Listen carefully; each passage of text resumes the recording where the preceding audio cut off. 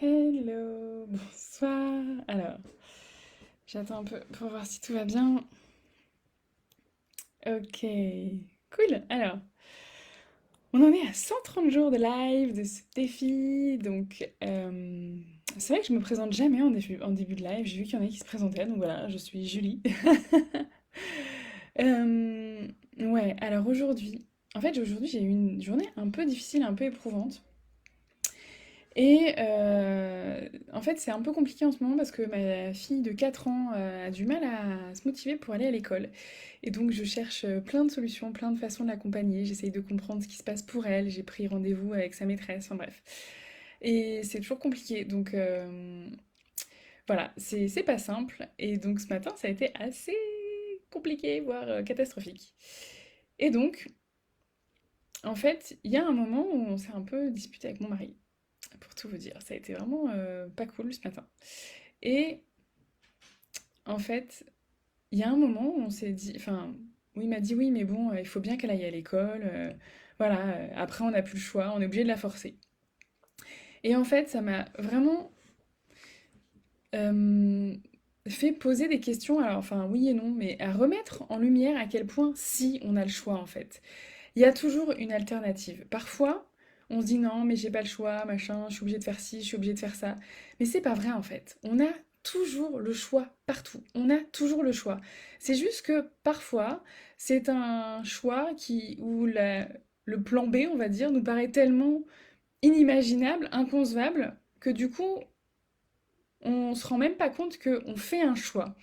C'est-à-dire que oui, il y a des choses où il y a des interdits de la société, où il y a des interdits parfois par les lois, et donc on se dit mais j'ai pas le choix, je suis obligée.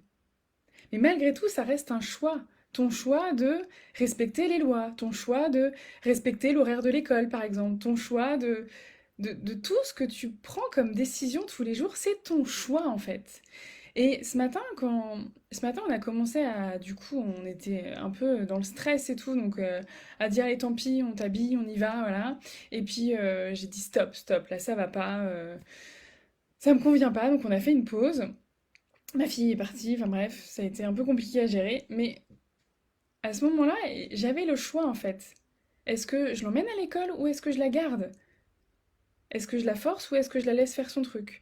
Est-ce que je lui crie dessus ou est-ce que j'essaye de l'accompagner avec douceur? Alors ça a été compliqué, on a été en retard à l'école, ça s'est pas fait de la façon aussi calme que j'aurais aimé, mais elle a fini par partir à l'école voilà, elle a fini par partir à l'école sans qu'on soit obligé de la forcer. Même si ça c'est pas du tout, enfin voilà, j'espère trouver des solutions pour que ça se passe encore mieux et on avance en ce sens sur plein de domaines, parce que je sais aussi que parfois le problème n'est pas juste l'école finalement, mais peut-être ce qui se passe à la maison, peut-être le stress, peut-être le confinement, peut-être... Il y a eu beaucoup beaucoup de choses en ce moment dans la vie de mes enfants qui font que forcément c'est compliqué pour eux, tout comme beaucoup beaucoup de gens en ce moment. Et je pense on le sous-estime en fait, on le sous-évalue. On sous-évalue les répercussions de cette situation sur nous, sur nos enfants, sur notre stress, sur notre état. On, on- Je pense que le programme Oxygène, c'est pas pour rien qui vient maintenant. Ça parle aussi de moi, ça parle de ce que j'entends autour de moi, ça parle des besoins qu'on a actuellement, d'une bouffée d'oxygène. On n'en peut plus, on étouffe en fait. On étouffe de ces conditions horribles de de plus pouvoir faire ce qu'on veut, de plus pouvoir avoir des fois ne serait-ce que 5 minutes de pause où on arrête de réfléchir à tout ce qu'on a à entreprendre, tout ce qu'on a à gérer à la maison, tout ce qu'on a à subir, tous ces endroits où on est sous contrainte, sous stress, où on peut plus faire ce qu'on veut. On étouffe en fait. On vit une situation très compliquée tous. Même, honnêtement, je fais partie, enfin, je travaille énormément sur le fait de voir les côtés positifs et tout. Et oui, je me concentre sur les aspects positifs. Mais pour autant, l'idée, c'est pas de... Ah, ok, je... Ma fille qui s'énerve à côté. Euh, on, on peut pas nier le fait qu'on vit une situation compliquée. On peut pas le nier. c'est pas une bonne chose en fait. C'est-à-dire que voir les aspects positifs des choses, se diriger, prendre ses décisions, prendre sa puissance, prendre son pouvoir, ça veut pas dire avancer tout droit avec des œillères en disant je vois pas ce qui va pas bien, je vois pas ce qui va pas bien, je vois pas ce qui va pas bien. C'est vraiment de prendre l'aspect positif des choses, de oui, d'avoir une certaine philosophie de vie parfois où on se dit ok, il y a cette situation, c'est compliqué, mais j'ai confiance en mes capacités pour m'adapter à ça. J'ai ma fille qui est très en colère, mais son papa va gérer. Et ben voilà, ça fait partie des choses. Là, je pourrais me dire ok, j'arrête mon live et je vais m'occuper de ma fille. Et peut-être que je le ferai si je vois que ça va pas. Et en même temps, je m'autorise à rester avec vous parce que c'est important pour moi et que je fais confiance à mon mari pour gérer la situation. Et c'est aussi important ça, de pouvoir déléguer certaines choses, de pouvoir faire confiance à l'autre. Évidemment qu'il va pas faire comme moi. Évidemment que peut-être même il va pas faire comme j'aurais aimé qu'il fasse. Mais en fait, je le contrôle pas. C'est un être humain, c'est son père. C'est il fait à sa façon et je sais qu'il le fait avec plein d'amour, plein de bienveillance et qu'il fait ce qu'il peut aussi. Mais dans la situation qu'on vit actuellement, je pense que c'est important d'être dans un équilibre entre je suis pas en train de nier les difficultés qu'on peut rencontrer et les contraintes, et en même temps, je ne me focalise pas que sur ça. Je sais que je peux en sortir des choses positives et utiliser cette situation pour avancer. C'est-à-dire que cette crise sanitaire, oui, ça soulève à quel point c'est compliqué de ne pas avoir de liberté, à quel point c'est important pour nous d'avoir une vie sociale, d'être avec les autres, de pouvoir sortir, de pouvoir aller boire un café. Et ça, c'est important comme message à retenir en fait, de se rendre compte que on a besoin d'être avec les autres, qu'on a besoin de sortir. On a besoin en fait de cette liberté-là. Et ça, c'est un message ça, c'est quelque chose de positif qui va pouvoir ressortir de tout ça, de refocaliser sur qu'est-ce qui est important pour moi, quelles sont mes valeurs, quelles sont mes priorités, qu'est-ce que j'ai envie de vivre dans ma vie. Et c'est là où on reprend du pouvoir. La situation, elle est ce qu'elle est. Il y a des choses que je ne peux pas changer. Par contre, j'ai toujours le choix. J'ai le choix de mettre un masque ou pas, hein. Moi, je choisis de mettre un masque parce que je pense que c'est important pour préserver les autres et moi-même, et ma famille, et mon entourage. Je choisis de respecter le couvre-feu. Et tout ça, c'est des choix. Et quand on arrête de se dire, j'ai pas le choix, je subis, je suis sous contrainte, et qu'on se dit, en fait, je choisis, en mon âme et conscience, je choisis. Quelles que soient les motivations de mon choix, ça reste un choix. Je choisis de payer mes impôts parce que j'ai pas envie d'être embêtée après derrière et que j'ai envie d'être tranquille avec ça. Et puis que je sais aussi que ça contribue à payer les hôpitaux, les écoles et plein de choses qui sont hyper importantes pour moi. Je choisis. Ce matin, j'ai choisi d'emmener ma fille à l'école parce que pour moi c'était important qu'elle y aille. Et en même temps, si ça avait été vraiment trop compliqué pour elle, j'aurais choisi de la garder à la maison. Parce que je ne veux pas qu'elle aille à l'école en pleurs. C'est pas possible pour moi. Et là, c'est un choix. C'est mon choix. Et je l'assume. Et en fait, c'est pas forcément facile parce que il y a des moments où, quelque part, le fait de se dire j'ai pas le choix, ça nous permet de pas sentir nos responsabilités. Ça nous permet de se dire ok, mais en fait j'ai pas le choix, donc c'est pas moi qui décide, donc voilà, ce qui se passe, je m'en lave les mains. Mais le problème quand on fait ça, c'est que du coup, on n'est pas acteur de notre vie en fait. Donc oui, c'est parfois compliqué d'assumer nos responsabilités parce que ça pique un peu, parce que parfois on n'a pas envie de croire qu'on a choisi de faire ça.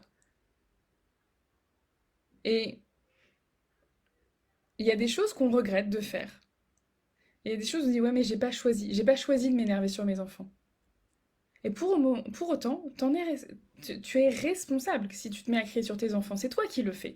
Personne t'a forcé à faire, personne n'a guidé tes mots, ta bouche, tes gestes, ton intonation de voix. C'est toi. Maintenant, tu as deux solutions par rapport à ça. Soit tu restes en victime, tu te complais Ben oui, je suis désolée, mais c'est moche à dire, mais quand on reste dans une certaine situation, c'est qu'on en tire un certain avantage. Même quand c'est une position qui nous paraît horrible, si tu restes là-dedans, c'est que quelque part, t'en tires un avantage. Je sais, c'est dur à entendre, mais c'est vrai. Si la situation que tu vis, si ce que tu fais, si ce que tu dis, si tes réactions, tu veux les changer, eh ben change-les en fait. Fais en sorte de pouvoir les changer. Ça veut pas dire que ça va se faire comme ça du jour au lendemain, mais ça veut dire que tu vas te mettre en mouvement. Ça veut dire que tu vas faire ce qu'il faut pour. Que tu vas peut-être aller travailler sur tel ou tel point parce que tu sens que le stress prend trop de place dans ta vie. Euh, Mes parents ont vécu des situations assez compliquées. Bon, ils ont vécu encore, j'oublie de mettre en silencieux, du coup, ça fait du bruit. Mes parents, ils ont perdu leur premier enfant. Ok, ça c'est circonstances extérieures. Ils ne l'ont pas choisi, ils l'ont subi. Par contre, donc ça on est d'accord, ils n'y peuvent rien. Et c'est très dur, et c'est très difficile. Par contre, derrière, alors évidemment que le contexte n'était pas facile, que c'était une époque, une famille où les émotions, la tristesse n'étaient pas forcément très bien accueillies. C'est vrai qu'en fonction de notre entourage, c'est plus ou moins facile. Que quand tu évolues dans un endroit où, en gros, un deuil, t'es gentil, mais en 3 mois c'est fait, ou même en 6 mois, même en un an c'est fait, et qu'après on n'en parle plus. Ben non, en fait, un deuil, ça peut être beaucoup plus long que ça. Le deuil d'un enfant, ça peut être très très compliqué. Mais par contre, ils n'ont pas choisi de se faire accompagner. Quand ma mère est décédée, mon père il est tombé dans un état dépressif très compliqué. Il aurait pu se faire aider. Je sais que ça peut paraître dur de dire comme ça et je sais qu'il a fait de son mieux quelque part. Mais il est resté dans sa posture en fait. Il est resté dans sa position de non mais en fait je vais pas y arriver. Et donc oui, il s'est laissé aller. Il s'est laissé aller dans la dépression et puis après c'est parti de pire en pire et puis après il a aussi bah, tout s'est enchaîné, c'est-à-dire que quand tu restes dans une position comme ça, bah, en fait, tu t'es mal conseillé, entouré de personnes qui sont pas très bienveillantes, qui tirent profit de tes faiblesses, et du coup, de fil en aiguille, il est tombé de plus en plus bas. Mais malgré tout, quelle que soit la situation, il y a un moment où tu peux décider de changer le cours de ton histoire, quel que soit ce qui se passe dans ta vie. Évidemment qu'on a des dispositions au niveau du caractère, où il y a des personnes qui vont avoir une plus grande capacité de résilience, c'est sûr. Mais c'est pas en lien avec ce qui se passe à l'extérieur de toi. C'est ce qu'il y a à l'intérieur de toi. C'est comment toi, tu vas mobiliser tes ressources pour avancer. Comment toi, tu vas reprendre ton pouvoir. Tu vas assumer tes choix, ta responsabilité. Et que tu vas diriger ta vie en fait. Quel que soit ce qui se passe autour. Oui, en ce moment c'est hyper compliqué et pour tout le monde, plus ou moins d'ailleurs, parce que ça dépend de où tu vis, ça dépend de quel environnement tu as, quel métier tu as. Évidemment, on n'a pas tous les mêmes circonstances autour de nous. Donc on peut considérer que c'est plus facile pour certains et que c'est moins facile pour d'autres. C'est vrai.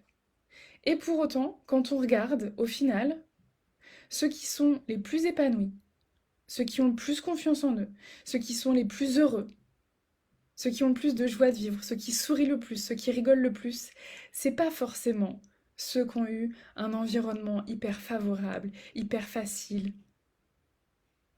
Parfois, au contraire, c'est le fait d'avoir vécu toutes ces situations vraiment difficiles qui font qu'ils se sont encore plus bougé les fesses pour se créer une vie extraordinaire. Quand j'avais 16 ans, ma mère est morte, comme ça. Vraiment comme ça, parce que elle a fait une rupture d'anévrisme, donc elle est morte en quelques secondes. Et c'est, ça me travaille en ce moment parce que, en fait, j'ai commencé l'écriture d'un livre. Ouais, bon, j'ai écrit 2 pages. Une page, 2 pages, je sais pas. Bref. Mais du coup, je me suis reconnectée à ça. Et un livre qui peut-être serait abouti. On sait pas quand. Mais bref. Donc, j'ai repensé à ça. Et en fait, il y a quelque chose que je ne m'explique pas. Donc, je sais bien qu'on n'a pas tous les mêmes capacités de rebondir. Mais je suis persuadée que ça se travaille.